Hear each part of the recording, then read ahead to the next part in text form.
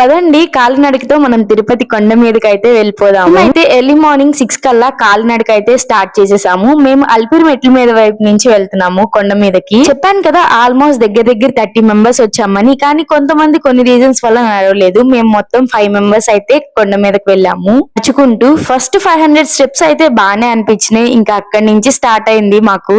కాలినడకతో వెళ్ళాలన్నప్పుడు మాత్రం అసలు ఎలాంటి లగేజ్ పట్టుకోకండి. నేనైతే హ్యాండ్ బ్యాగ్ పట్టుకున్నా, అందులోనే మా ఇంపార్టెంట్ థింగ్స్ అన్ని ఉన్నాయి. సో అదే చాలా వెయిట్ అనిపించింది నడుస్తూ ఉంటే. ఇంకా నాకైతే కరెక్ట్ గా 1100 స్టెప్స్ అవ్వగానే కళ్ళు తిరిగేసినాయి అనమాట. అప్పుడు దాకా ఏం ఫుడ్ తీసుకోలేదు. ఇంకా అప్పుడు లిక్విడ్స్ తీసుకోవడం స్టార్ట్ చేశాను. ఆ తీక్షు ఏదో అక్కడక్కడ నడిచినట్టు కనిపిస్తున్నాడు కానీ వాళ్ళ నాన్న అస్సలు నడవనివ్వలేదు. దారి మొత్తం భుజాల పైనే మోసాడు. భలే ముద్దుగా అనిపించింది చూస్తూ ఉంటే. మేమైతే అస్సలు సాలిడ్ ఫుడ్ తీసుకోలేదు, ఎందుకంటే నడవలేమని చెప్పేసి ఓన్లీ లిక్విడ్సే తీసుకున్నాము. అలా కష్టపడుతూ నడుచుకుంటూ వెళ్తాం కదా, మధ్య మధ్యలో ఇలా స్టెప్స్ కౌంటింగ్ చూస్తుంటే అబ్బా ఇంకా కొంచెం సేపే కొన్ని స్టెప్స్ అనిపిస్తూ ఉంటది. నాకైతే ఆల్మోస్ట్ 4 అవర్స్ పట్టింది మేము మొత్తం పైకి వెళ్ళిపోవడానికి. మధ్య మధ్యలో ఇలా వింత వింత యానిమల్స్ అన్ని కనిపించినాయి. వీటి నేమ్స్ కూడా తెలీదు. ఇలా గుళ్ళ దగ్గర రాళ్లతో ఇల్లు కట్టే సెంటిమెంట్ ఎంత మందికి ఉంది, నిజంగా ఎప్పుడు కడతామో చూడాలి. అందరూ బ్లెస్ చేయండి. ఇంకా అలా నడుచుకుంటూ మోకాళ్ళ పర్వతం దగ్గరకు అయితే వచ్చేసాము. నేను ఒక 21 స్టెప్స్ ఎక్కాను. మనకి తిరుపతి మొత్తంలో ఎక్కడ ప్లాస్టిక్ బాటిల్సే ఉండవు, మొత్తం గ్లాస్ బాటిల్సే.